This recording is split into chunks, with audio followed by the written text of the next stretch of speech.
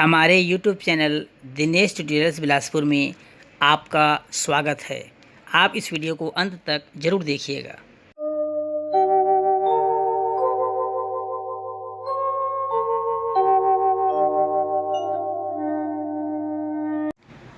अब तक हमने वर्ग संख्या पर विचार किया। किसी संख्या को उसी संख्या से गुणा करने पर प्राप्त गुणनफल को उस संख्या की वर्ग संख्या कहते हैं।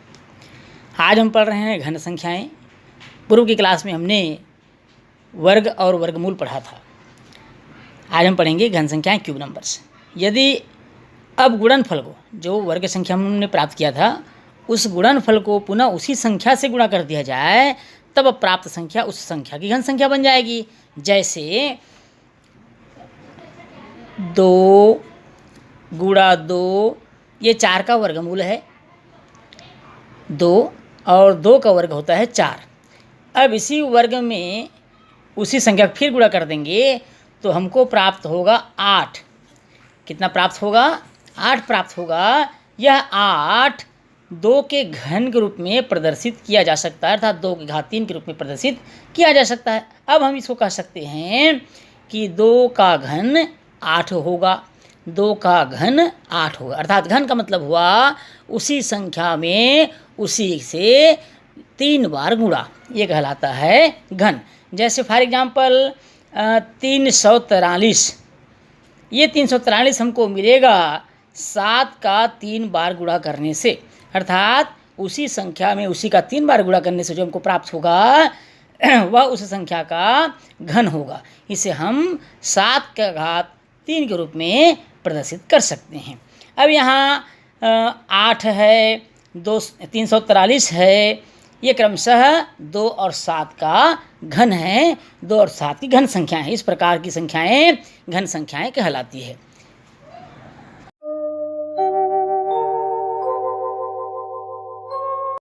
अब हम आते हैं घन संख्याओं की पहचान कैसे करें।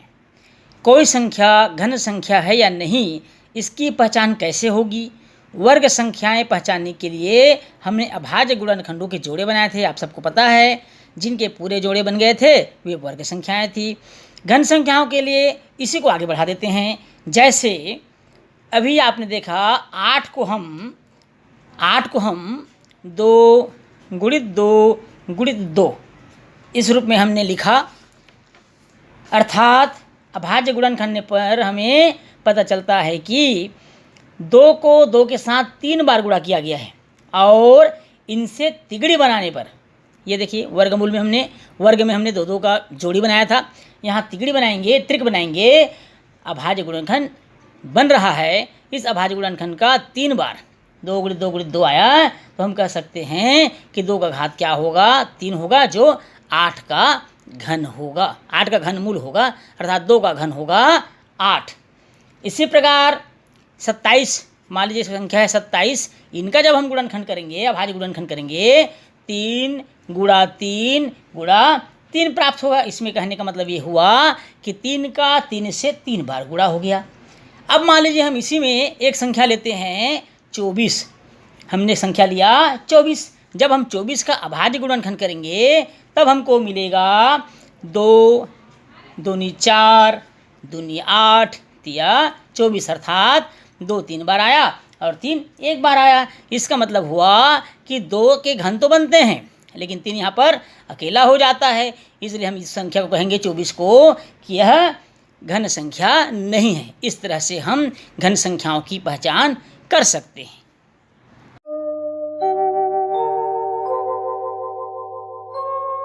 अब हम आते हैं घनमूल की ओर। इससे पहले हमने वर्गमूल पढ़ा था। वर्गमूल में हमने जाना था कि किसी संख्या का वर्गमूल ज्ञात करने के लिए हमने उसके अभाज्य गुणनखंडों में से समान गुणनखंडों के 2 के जोड़े का प्रयोग किया था। आप सबने देखा था, प्रत्येक जोड़े में से एक एक संख्या लेकर उनका गुणा करके वर्गमूल प्राप्त कर लेते थे। किसी संख्या का घनमूल ज्ञात करने के लिए उसी प्रक्रिया को हम आगे बढ़ाएंगे। किसी संख्या का घनमूल निकालने के लिए उसके अभाज्य गुणनखंडों में से समान गुणनखंडों की तिकड़ी बनाएंगे, त्रिक बनाएंगे। ऐसा प्रत्येक तिकड़ी से एक संख्या लेकर उनका गुणनफल ज्ञात कर लेंगे, और यही दी गई संख्या का क्या होगा? घनमूल होगा। इसको हम उदाहरण से समझते हैं। जैसे हमने संख्या लिया 27, इससे पहले हमने 27 लिया था। 27 का जब हम गुणनखंड करेंगे इस प्रकार 27 का हम गुणनखंड करेंगे तो 27 3 या 27, 3 तिया 9 और 3 एकम 3, अर्थात 27 का गुणनखंड करने पर हमको मिला 3 गुणा 3 गुणा 3। इस तरह से यहाँ 3 का तिकड़ी बन जाता है। इस तिकड़ी में से हम एक संख्या को लेंगे 3 को। इस प्रकार 27 का घनमूल होगा 3। इस तरह से हम अभाज्य गुणनखंड करके हम घनमूल प्राप्त कर सकते हैं। इसके लिए जरूरी है तिकड़ी का बनना, त्रिक का बनना। संख्या का तिकड़ी जब तक नहीं बनेगा वह संख्या घनमूल, उस संख्या का घनमूल हम ज्ञात नहीं कर सकते। एक और उदाहरण से देखते हैं। मान लीजिए हमने संख्या लिया 512। अब हम 512 का अभाज्य गुणनखंड करेंगे। 512 सम संख्या 2 से विभाजित हो जाएगी। 2 दूनी 4, 2 पंचे 10, 2 छक्के 12, फिर 2 से 2 एकम 2, 2 दूनी 4, 2 अट्ठे 16, फिर 2 से विभाजित होगा। 2 छक्के 12, 2 चौका 8, इस प्रकार 2 तिया 6, 2 दूनी 4, 2 से 32 को विभाजित करेंगे तो ये 16 बार में कट जाएगा। 2 अट्ठे 16, 2 चौक 8, 2 दूनी 4 और 2 एकम 2। अब यहाँ हम देखते हैं कि 2 कितनी बार आया है। 1 2 3 4 5 6 7 8 9 बार आया है। हम इसे लिख लेंगे। यहाँ पर 2 9 बार आया है। 2 गुणित 2 गुणित 2 3 बार हो गया। 4 5 6 7 8 और ये 9। इस तरह से 9 बार हम लिखेंगे। अब देखेंगे हम इसके तिकड़ी बनते हैं कि नहीं। एक तिकड़ी में से एक संख्या लिया हमने, दूसरे तिकड़ी से भी एक संख्या हमने लिया और तीसरे तिकड़ी से भी हमने एक संख्या लिया। इस तरह से अब तीनों संख्याओं को आपस में गुणा कर देंगे। 2 दूनी 4 दूनी 8। इस प्रकार कह सकते हैं कि 512 का घनमूल 8 होगा। कितना होगा? 8 होगा। इस तरह से हम अभाज्य गुणनखंड विधि से घनमूल ज्ञात कर सकते हैं।